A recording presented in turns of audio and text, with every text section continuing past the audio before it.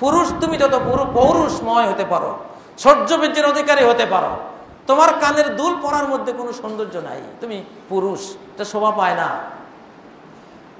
Chain পরার মধ্যে তোমার কোনো সৌন্দর্য নাই, এটা শোভা পায় না। হাতের মধ্যে চুড়ি পরার মধ্যে তোমার কোনো সৌন্দর্য নাই, এটা তোমার জন্য শোভা পায় না। তোমার জন্য শোভা পায় মোচ, সেটা তোমার দেওয়া হয়েছে, মোচ লাগিয়ে দিয়েছে, তুমি আর কেন চুড়ি পরো? তোমার দাড়ি আছে, এটা তোমার রূপ। সুঠাম শরীর আছে, এটা তোমার রূপ। পুরুষ খসখসে হবে, সহ্যবীর্যের অধিকারী হবে, একটু রুক্ষ হবে, এটা পুরুষত্ব। এটা পুরুষত্ব, এটা সৌন্দর্য, এটার মধ্যেই মুক্তি।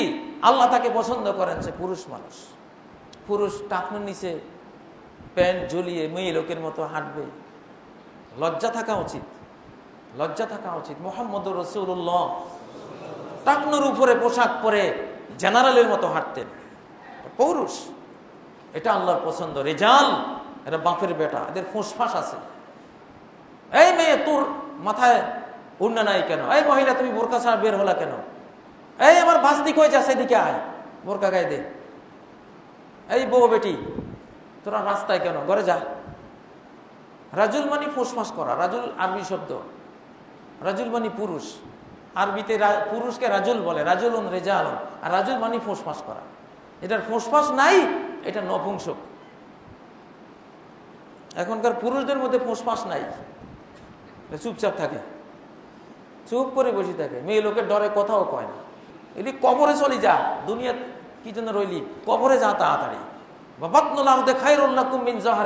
নবীজি বলেছেন, তোমাদের মতো মানুষদের জন্য পৃথিবীর গর্বটা পৃথিবীর ফিসু থেকে ভালো, কবরে যাও, কবরে চলে যাওয়া উচিত।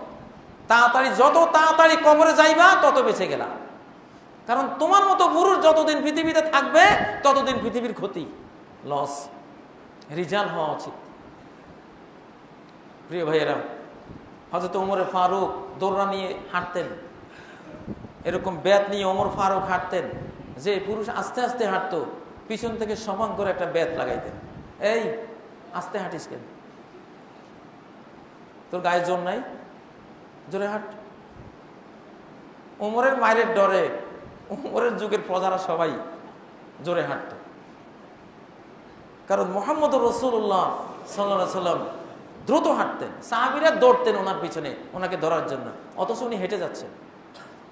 এমন জেনারেল টাইপের হাঁটা হাঁটতেন। এবং মেডিকেল সায়েন্স বলছে ওই হাঁটাটাই হার্টের জন্য অনেক বড় উপকারী। হার্ট যদি ব্লকও হয়ে যায়, জোরে হাঁটার তোড়ে ওই ব্লকের বিকল্প শিরা উপশিরা হার্টের চারপাশে সৃষ্টি হয়ে রক্তের প্রবাহকে জারি করে দেবে। ব্লকেও আপনাকে ক্ষতি করবে না।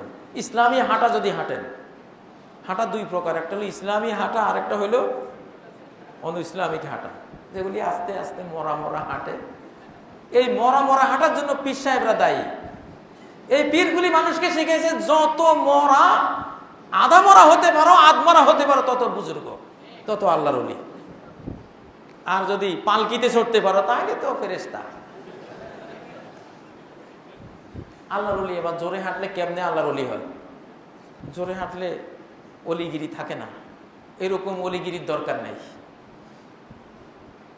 যে জোরে হাঁটার মাধ্যমে আল্লাহর বেলায় ঠিক থাকে, সেই জোরে হাঁটা চাই আমরা। ওটা ইসলামিক, ওটা সুন্নাহ, ওটা হার্টের উপকার, ওটা সায়েন্স, ওটাই পৌরুষত্ব। পুরুষদের হাঁটা ওরকম হওয়া উচিত। আলহামদুলিল্লাহ, আমি ওরকম হাঁটি। এবার মক্কায় হজে যখন গিয়েছিলাম, মক্কা টানেল দিয়ে পার হচ্ছিলাম, দেখলাম কে বেশি জোরে হাঁটে।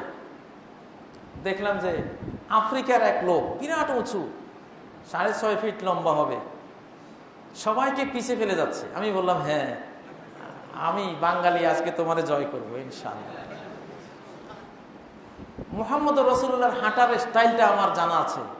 শামাইলে তিরমিজি ওখানে রয়েছে, মাশা তাকাল্লুআন কান্নামা ইয়ানহাত্তু মিন সাবাবিন। তিনি হাঁটতেন পায়ের সামনের অংশের উপরে স্প্রিং করে করে, একটা ওয়েভ একটা তরঙ্গ তৈরি হতো ওনার হাটের মধ্যে, পায়ের গোড়ালির উপরে নয়, সামনের অংশের উপরে স্প্রিং করে হাঁটতেন। ওই তরঙ্গ সৃষ্টি হলে পৃথিবীর কেউ আপনার সাথে পারবে না। আমি ওই 6.5 ফুট লম্বা লোকটাকে দুরন্ত গতিতে আমি পিছিয়ে ফেলছি। তারপরে বলছি বাংলাদেশ জিন্দাবাদ। আজকে এই জন্য আমি অনেক সুস্থ আছি আলহামদুলিল্লাহ। আমি জানি আমি হাঁটার কারণে সুস্থ আছি। 20-25 কিলোমিটার হাঁটা কোনো ব্যাপার নয় এখনো আলহামদুলিল্লাহ। আমি নবীজি ওই সুন্নাটাকে অনুসরণ করে অনেক সুস্থ থাকি। আপনারা ওটা অনুসরণ করবেন, আস্তে হাঁটবেন না। হাঁটার মধ্যে গতি চাই।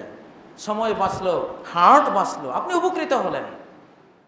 আল্লাহু আল্লাহু ইয়া রাব্বি ইয়া আল্লাহ, আল্লাহু ইয়া রাব্বি ইয়া আল্লাহ। লা